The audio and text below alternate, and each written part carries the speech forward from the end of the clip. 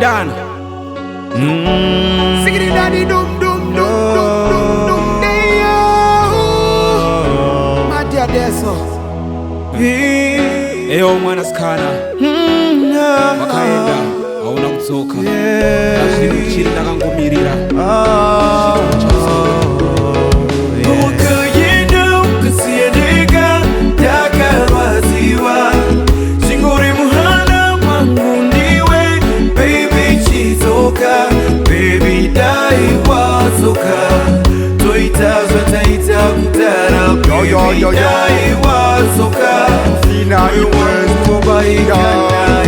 terera wagezera mashoko angu ndichireva tsika dzekare nyemwerero yako ndinofara tariro rangarira nhamburiko nchipakura ndotanga kukimbira katarira ndonyarira chidzoka sanonoka mwoyo chena semukaka mupfungwa ndakakupfeka uri chivaredzo munyika kakusika ndemutenda mazuva ese satradoka mumwoyo seka nchitoka manika mushasvika wakaenda ukasiyendeka takarwadziwa chingori muhana mwangu ndiwe baby chidzoka baby dai wadzoka toita zvataita kudhara baby dai wadzoka mwoyo wangu wobaika naye wandisiya nebundu ndonda neshungu baby paya paya paukayenda andaiti tichabuda shudu ndikokanda paudu wandisiya nebedi mudu wakayenda fogudu wandiradza urudu ukadzoka unenge usina kukanganisa uripo ndazvirova dundundu chiti ndevhangu madamu dzoka titange patakapedzisira chidzoka chidzoka iwe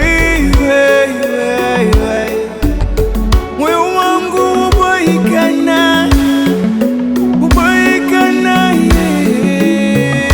wakaenda ukasiyendeka takarwadziwa chingahana mwangu ndiwe baby chidzoka baby dai wadzoka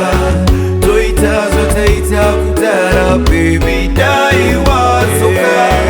mwoyo wangu ubaikana zvinondibaya zvinondirwadza pawakaenda ndakasara ndichichema ndoshuwira rudo